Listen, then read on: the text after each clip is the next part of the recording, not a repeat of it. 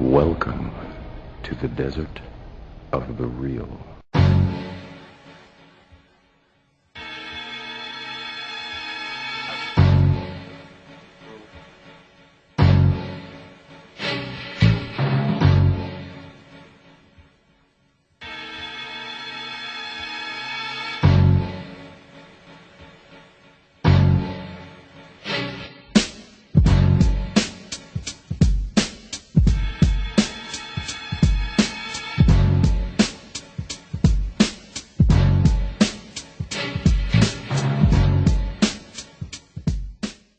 And the code of ethics 101 is appropriate. You know, the 72. Matter of fact, let's get into that a little bit, because we here still building. I want to go into the future, and let's talk a little bit about that code of ethics 101. I'm actually looking it up right now, and it says the code of ethics conflict resolution suggestion 72-hour rule. If you feel you have been publicly disrespected by a member of the Black African Senate cultural conscious community via video, audio, or written article, these are the steps to be taken before a public rebuttal is justified. This is what you're supposed to do before you go out and jump to. Now, why is that important? Before you just go and jump to putting up a video and all that. Well, the whole spirit behind it is you have to show cultural cohesion and cultural unity. And if you are representing a specific train of thought, and I think that, like for lack of a better definition, we can say African-centered, and you have members within your camp going at each other, dick measuring each other and all this other stuff in the public, then it makes you look as a community weak and pathetic. So what I was suggesting is, just like, the police have their 48-hour rule or 72-hour rule, we need to have a 72-hour rule before, like if somebody puts out something that we feel is disrespectful, the first thing we need to do is go to that person and address them directly. Because what I notice is a lot of men, and if you notice what I put in there, the ultimate resolution.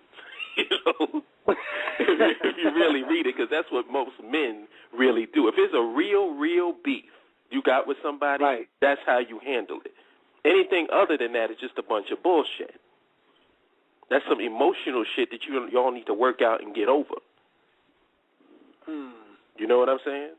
So when you start bringing it to that level, then, people start evaluating or reevaluating, do they really have beef?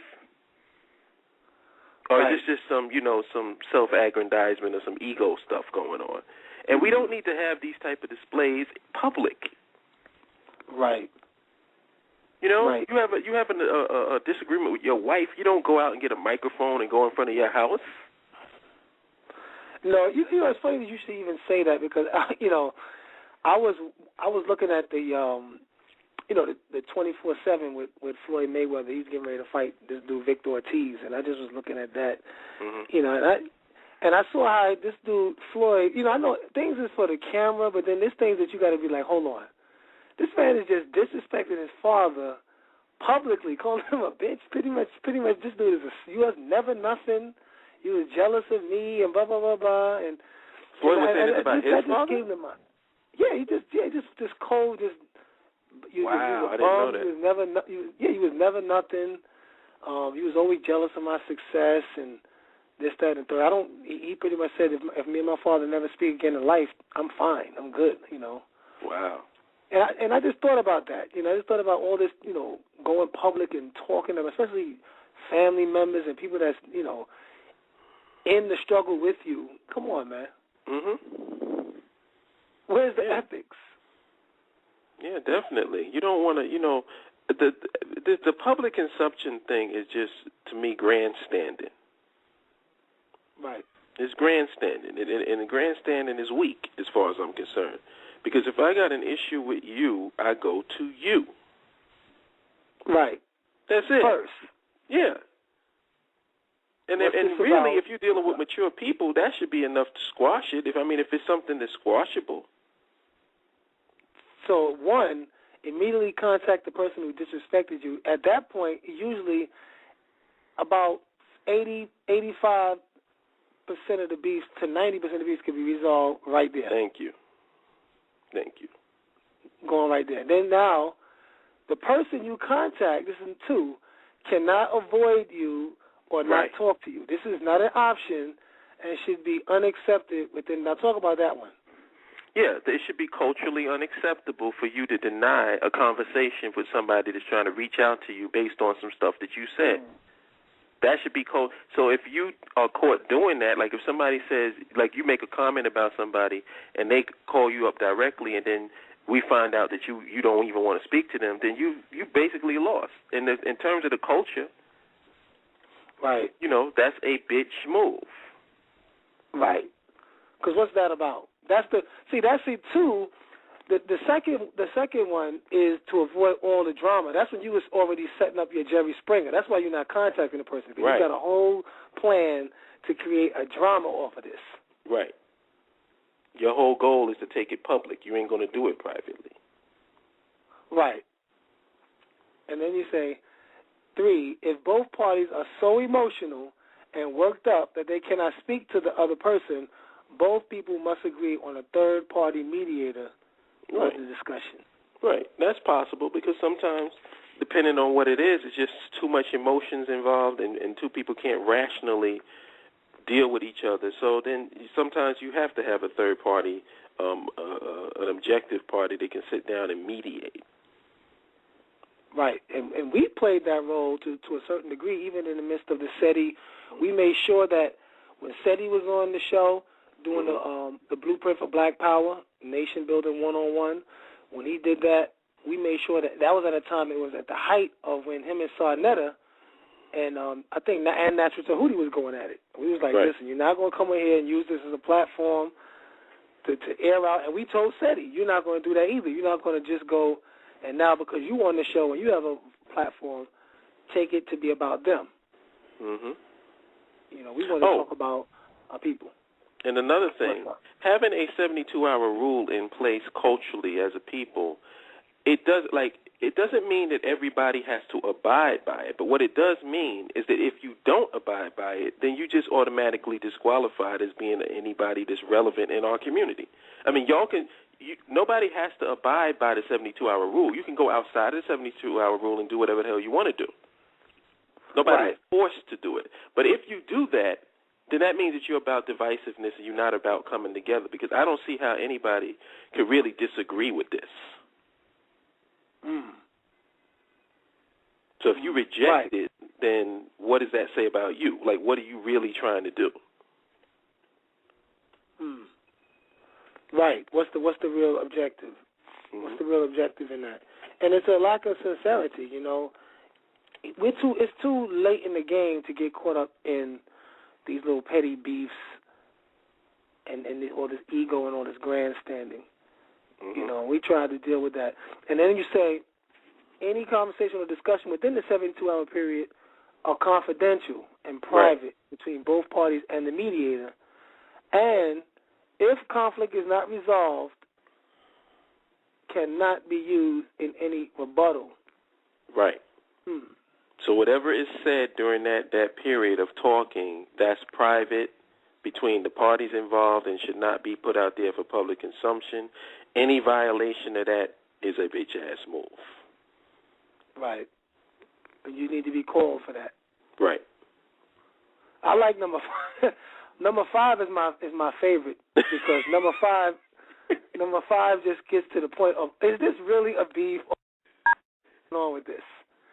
48 hours of conversation and 24 hours of physicality. If you cannot work out your differences within a 48-hour period, the next 24-hour period will be allocated at both parties' expense to set up a physical fight between both parties with no weapons involved. Right. If both parties do not agree to the fight, all conflicts must be squashed and or resolved because it is obvious both parties do not have a real beef. There you go. Now, all men would have absolutely no problem with that rule. None. You know what I'm saying? No problem with that rule. None. Because if you can sit there and make a YouTube video, go up in your house and put on the lights and get the cameras and talk about me, and then you can avoid me when I'm trying to reach out to you to find out, what's up? You avoid the mediator. You that mad with me? Then maybe we need to see each other on the next level. Yeah. Get it out of your system. And once you get it out your system, like you said, both parties agree to a fight, 3 rounds max, unless there's a stoppage. After fight, all beef is squashed. That's it. You give him the pound. Don't go get the gun because you got beat up. Mhm. And this is all. Keep in mind, if you look at the way that I've configured it, this is all private. I didn't set up no pay-per-views, none of that stuff. It's all private. Yeah. Even the results of the fight is private.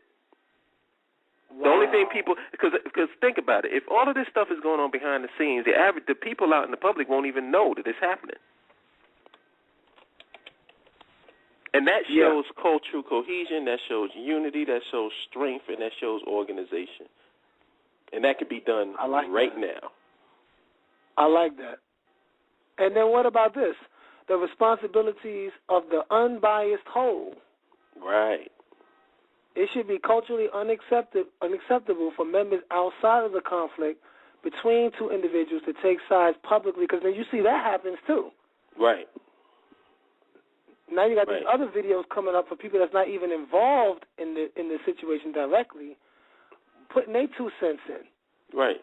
Hyping. And if that rule is out there, if that rule is out there, then that term agent can be appropriately put, because if everybody knows what the rule is and they know you ain't supposed to be doing that, and you got somebody out there being vocal and taking sides and showing divisiveness, then that's agent activity.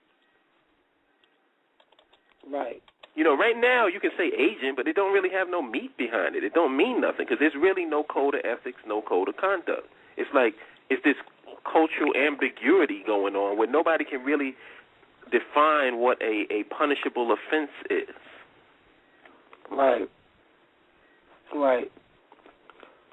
No, it's important. It really is. We did I did a show on the on the 5 precepts, and I think it's really time for people to really, as a people, we talk about nation. You spent a lot of time building with the nation, to talk about what does this nation look like, but we got to get our act together ethically as far as how we're going to deal with one another, how we're going to deal with each other's women, how we're going to deal with respecting one another, how we're going to deal with disagreements with one another.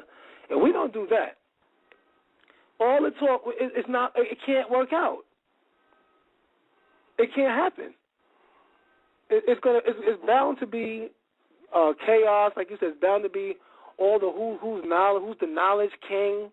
Who's got more languages mastered than the next person, Which scholar has the biggest dick? Right. Scholastically.